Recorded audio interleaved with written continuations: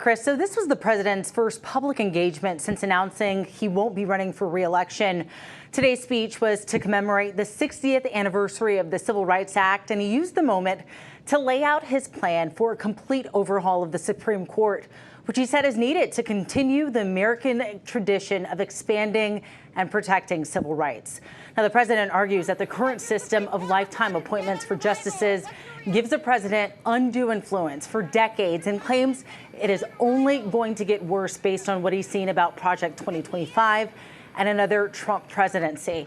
Now, Biden said, we've already started seeing civil rights being stripped from Americans, citing the reversal of affirmative action and Roe v. Wade. He laid out 3 reforms that he wants to see. Number 1, passing the No One is Above the Law amendment, which would state that the Constitution does not give any immunity from federal criminal indictment, trial convictions, or sentencing by virtue of previously serving as president. It's a direct response to the recent Trump v. the United States decision. Number 2, Biden is pushing for term limits for Supreme Court justices. He's proposing a process where a president would appoint a justice every 2 years, and that person would spend a max of 18 years on the bench.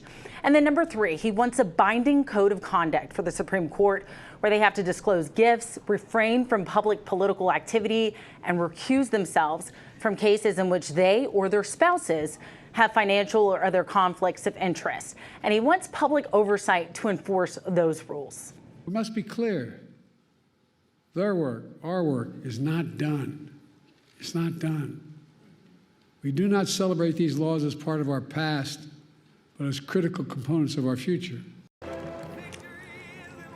Now, in order for any of this to happen, the president would have to get congressional approval. We already know that that could be an uphill battle with the Republican-controlled House and a divided Senate.